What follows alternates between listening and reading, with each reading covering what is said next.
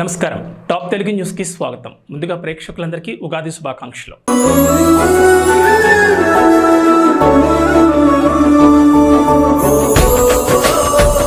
తెలుగు ప్రజలు ఎంతో పవిత్రంగా జరుపుకునే పండుగల్లో ఉగాది ఒకటి.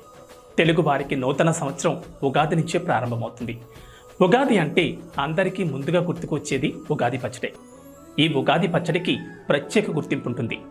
తీపి, కారం, ఉప్పు, పులుపు, చేదు, వగరు ఈ 6 రుచులతో తయారు చేసే ఈ పచ్చడి వెనుక సాంప్రదాయంతో పాటు అంతకు మించి ఆరోగ్య ప్రయోజనాలు కూడా ఉన్నాయి.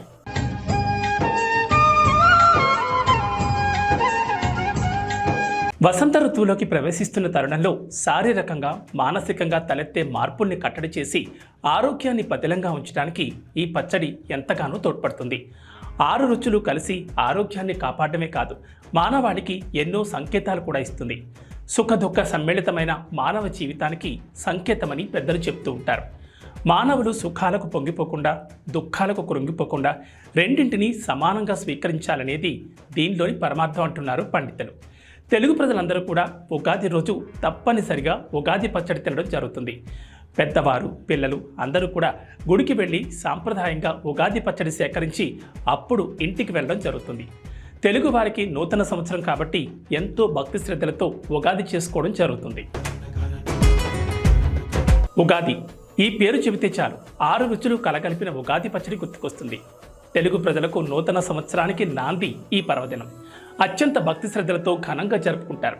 తీపి, చేదు, వగరు, పులుపు, కారం, ఉప్పు ఇలా 6 రకాల రుచులతో కలిపిన పచ్చడిని తయారు చేసి దేవునికి నైవేద్యంగా సమర్పిస్తారు. అనంతరం ఇంటిల్లపాది స్వీకరిస్తారు. షడ్రసోపేతమైన ఉగాది పచ్చడి తాగడం వల్ల ఆరోగ్య ప్రయోజనాలతో పాటు సైన్స్ సైతం దాగి ఉందని నిపుణులు చెబుతున్నారు. ఉగాది పర్వదినం వసంతకాలంలో వస్తుంది. వసంతం తర్వాత గ్రీష్మ ఋతువు వస్తుంది. అంటే ఎండలు మండిపోయే కాలం. కాబట్టి ఈ పానీయాన్ని సేవించడం వల్ల రాబోయే ఎండలకు శరీరాన్ని సంసిద్ధం చేస్తున్నట్లు అవుతుందని సైన్స్ పరంగా ఇప్పటికే నిరూపితమైంది.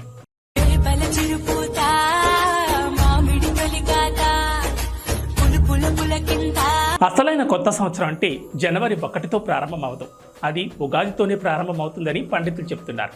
తెలుగు రాష్ట్రాల్లోని ప్రజలందరూ మొట్టమొదటగా జరుపుకునే పండగ ఈ ఉగాది. తెల్లవారుజామునే లేచి తలస్నానం చేసి కొత్త బట్టలు ధరించి ఉగాది పచ్చడితో పాటు పిండి వంటలు చేసుకుంటారు. సాయంత్రం పంచాంగ శ్రవణం కార్యక్రమాల్లో పాల్గొంటారు.